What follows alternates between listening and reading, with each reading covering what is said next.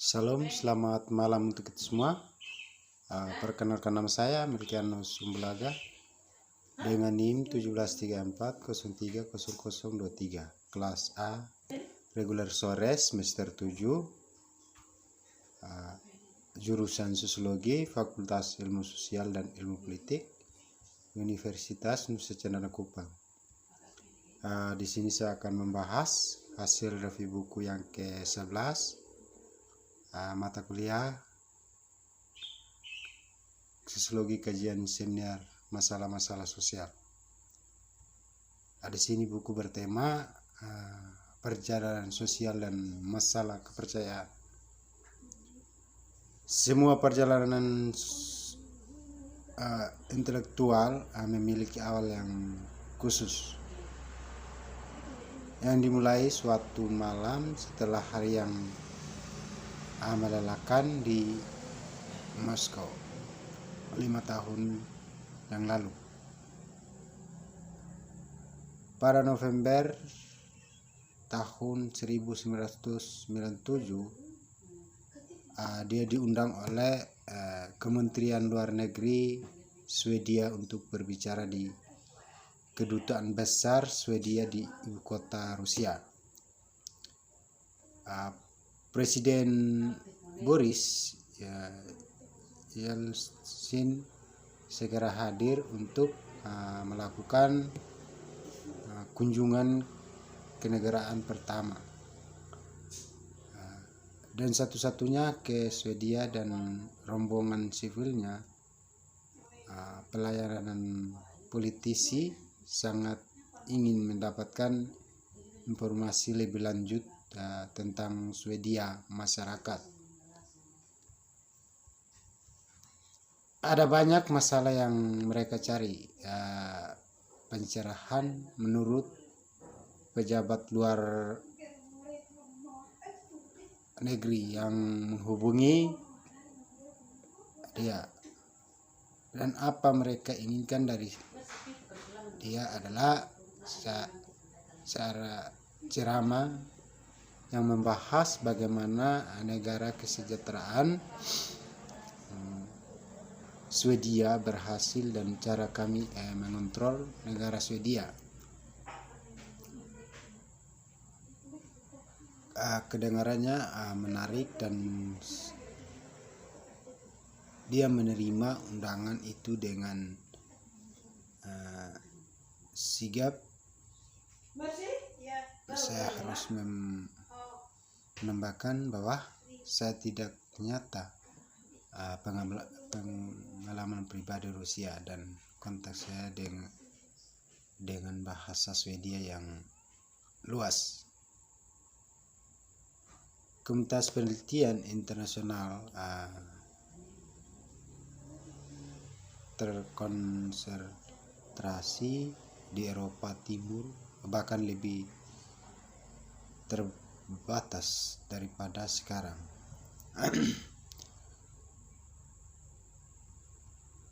Acaranya yang diterjemahkan ke dalam bahasa Rusia sayangnya agak sedikit jenis lebih biasa.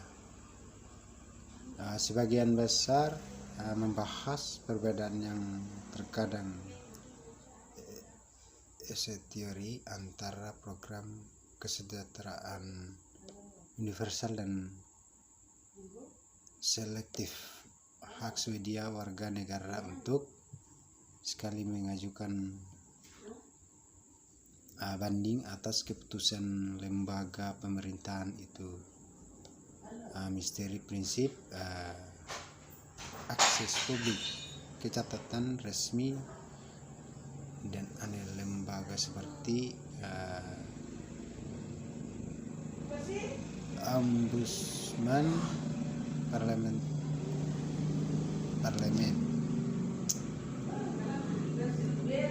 Dia mengutip sedikit dari kelas dasar yang mengajar dalam kebijakan administrasi publik dan beberapa lagi dari sebuah studi tentang kebijakan kesejahteraan Swedia yang telah saya terbitkan. Beberapa tahun sebelumnya,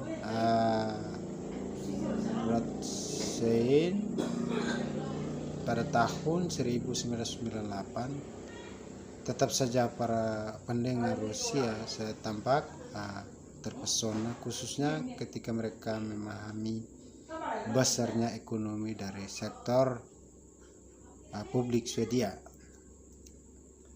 Setelah ceramah dia dan yang diberikan oleh tamu undangan lainnya dari Swedia, kedutaan telah mengatur jenis minimum biasanya dalam diplomatik. Yang berikut perangkap sosial dan masalah kepercayaan. Konteks untuk mempromosikan diskusi yang lebih informasi antara kami dan Rusia. Salah satu orang yang diajak berbicara memperkenalkan diri sebagai pejabat tingkat ketiga di administrasi perpajakan Rusia. Dia memberitahu bahwa dia luar biasa tertarik pada Swedia dan administrasi negara Swedia untuk yang sangat khusus alasan dia telah menghubungi rekan-rekannya di Dewan Pajak Nasional di Stockholm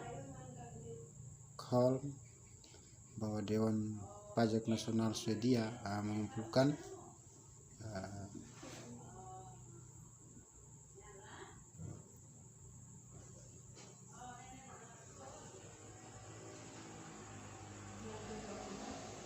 dari apa yang mereka tagihkan kepada pembayar pajak Swedia.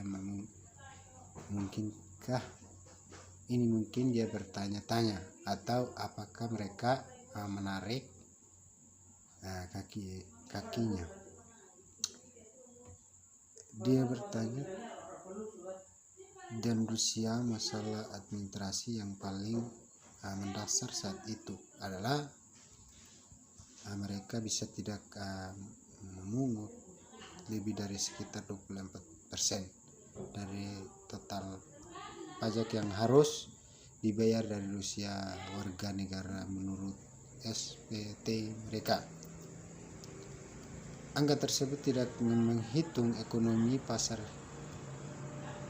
hitam dan abu-abu tentu saja, tapi Dewan Pajak Nasional Swedia mungkin mengumumkan presentasi seperti itu dari jumlah total yang dianggap warga negara dianggap benar bagi dia. Untuk pertanyaan berikutnya tentang bagaimana itu mungkin, saya bahwa itu mungkin karena dua hal. Selama beberapa tahun di pertengahan 1980-an dia mengalaminya hak istimewa untuk bekerja sama dengan Urban Laurin di Departemen Ilmu Politik di yang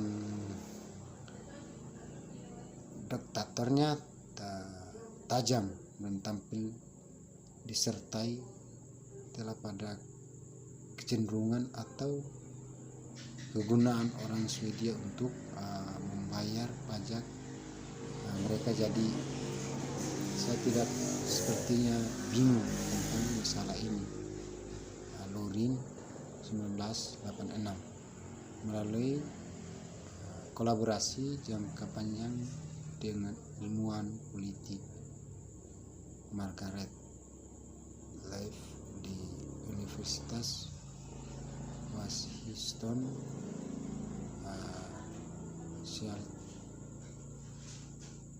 saya juga berhubungan dengan aspek tertentu dari penelitian Amerika tentang subjek yang menarik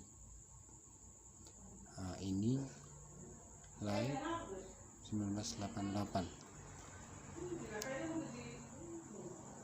Menggunakan penelitian Luring dan orang lain yang saya ketahui pada saat itu, saya menjawab bahwa kesediaan Swedia untuk membayar pajak didirikan atas keyakinan yang terbesar luar bawah administrasi perpajakan cukup kompeten dan memaksa sebagian besar warga negara lain untuk membayar dengan satu atau lain cara. Dan karena orang percaya bahwa orang lain pada umumnya membayar sesuai yang seharusnya mereka juga bayar, disertai Luring secara khusus mendukung hal itu. Hipotesisnya itu bahwa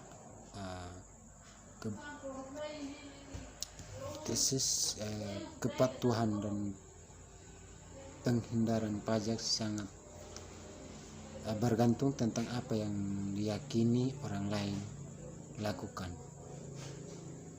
Mungkin